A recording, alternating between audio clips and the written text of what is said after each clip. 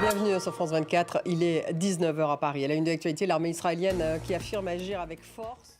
Dans 10 minutes, le débat il est justement consacré à l'attentat à Paris près de la Tour Eiffel et au profil notamment de l'assaillant. Son acte était-il prévisible? Quel est le niveau de la menace terroriste en France, mais aussi plus largement en Europe? Quel impact sur les élections européennes? On reviendra aussi sur le dispositif de sécurité des JO à moins de 8 mois de l'événement. 19h10, le débat.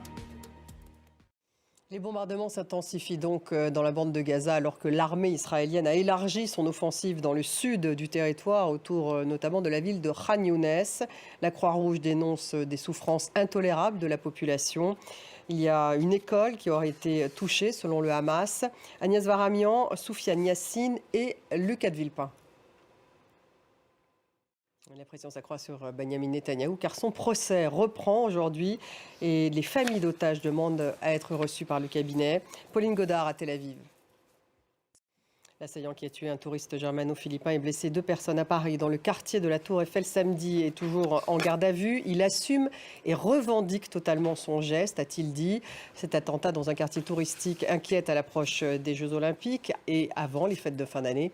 Réaction ce matin au micro de Anaïs Anquet avec Florence Griffon et Anaëlle Forveille. En Indonésie, l'éruption du volcan Marapi dans l'ouest du pays a fait au moins 11 morts. C'est plus à l'ouest, des glissements de terrain provoqués par des pluies torrentielles ont fait 2 morts et au moins 10 disparus sur l'île de Sumatra. Noémie Roche. Merci de nous avoir suivis. Restez avec nous tout de suite. Dans quelques minutes, le débat il est consacré à l'attentat qui a tué un touriste germano-philippin et blessé 2 personnes à Paris. On va revenir bien sûr sur cet attentat et sur le profil de l'assaillant. Son acte était-il prévisible? Quel est finalement le niveau de la menace terroriste en France et plus largement en Europe? Quel impact d'ailleurs sur les élections européennes?